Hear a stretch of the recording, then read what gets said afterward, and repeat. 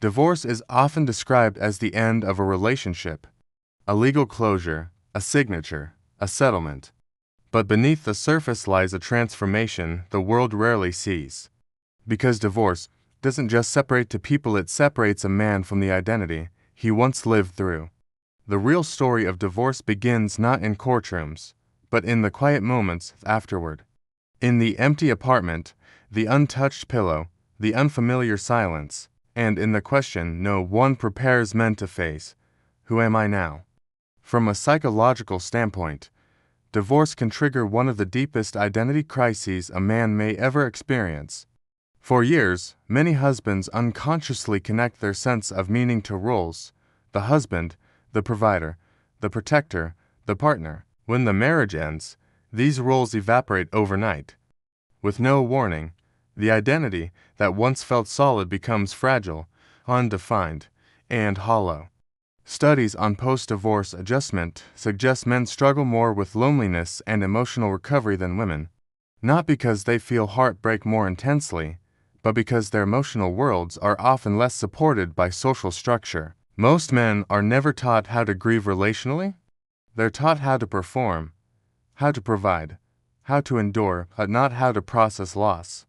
The initial weeks after a divorce are marked by psychological disorientation.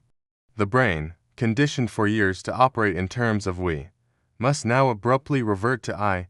This shift in just linguistic, it's existential. Many men try to maintain routines as if nothing has changed. They might continue to text their ex about trivial things, distract themselves with work, or bury themselves in media. Psychologists call this transitional inertia the mind's unwillingness to surrender an identity it relied upon for so long. It's not a denial that the marriage ended, it's a denial of who they now must become. Divorce dismantles more than companionship, it dismantles structure. A structure of shared routines, shared goals, shared decisions, shared purpose. The man who once believed his contribution was stability returns to a home that now feels like a waiting room. Same furniture, same bed, same job, yet stripped of all meaning. The silence becomes louder than arguments ever were. The home becomes less a place to live and more a place to confront the self. Some men plunge into overordering their environment, obsessing over schedules, gym routines, work files, and finances. This pursuit of order isn't about discipline. It's an unconscious attempt to control chaos. When that external control fails, internal collapse often follows. And when the distraction fades, grief begins. This grief is not just for the loss of a partner, it's the loss of identity, of belonging, of purpose, and of a future narrative. Divorce grief often mirrors the stages experienced after a death, because something has died, a version of oneself. But men grieve differently. Society permits women to cry, to talk, to process, and to seek support. Society expects men to endure quietly. For many husbands, anger replaces sadness. Irritation replaces mourning. Stoicism replaces vulnerability. Not because men are incapable of feeling deeply, but because they were never taught how to feel deeply in public without shame. When the emotional wave hits its lowest point, depression becomes a serious risk. The American Psychological Association reports that divorced men face significantly higher rates of substance abuse, social isolation, and even suicide. The danger isn't the heartbreak itself, it's the meaninglessness. A man who spent years defining himself through family suddenly has no role to play. No one to provide for, no one to protect, no one to care for. The ego, once supported by titles and responsibility, collapses under its own weight. Psychologists call this role loss syndrome. Philosophers call it the dark night of the soul.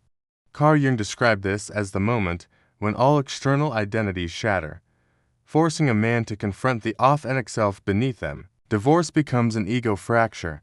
A man has to face uncomfortable truths, his insecurities, his emotional limitations, his unresolved childhood patterns, his relational blind spots. These are the very things he might have escaped by burying himself in work, family duties, and masculine performance. The collapse hurts, but collapse creates space. Once the ego breaks, rebuilding can begin, not as a husband, not as a provider, but as a human being. Psychotherapists describe this phase as relational recovery, not reconciliation with an ex-partner, but reconciliation with oneself. It involves learning to sit with grief rather than outrun it, learning to name emotions without seeing them as weaknesses. For some, this becomes the most transformative chapter of their lives. As the emotional system recalibrates, a new form of awareness emerges. Men begin to reflect instead of regret. They analyze patterns instead of blaming. They explore identity instead of performing it. This marks the beginning of post-traumatic growth, a phenomenon where individuals don't just return to who they were before, but expand into who they were always capable of becoming. Philosophically, this aligns with the Stoic principle of amor fati, to love one's fate. Pain becomes a teacher instead of a punishment. Many men learn emotional skills they were never taught in youth: vulnerability, communication, self-compassion, and introspection. Masculinity becomes less about control and more about consciousness.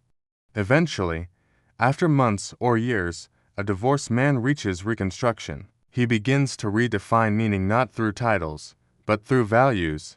He might reconnect with his children in deeper ways. He chooses relationships based on alignment rather than obligation. He loves again not from need, but from understanding. The philosopher Jean-Paul Sartre once wrote that meaning is not found, it is created. Divorce forces a man to create meaning consciously, perhaps for the first time in his life. What society labels as failure becomes, for many men, an initiation. A passage from an externally defined identity to an internally chosen purpose.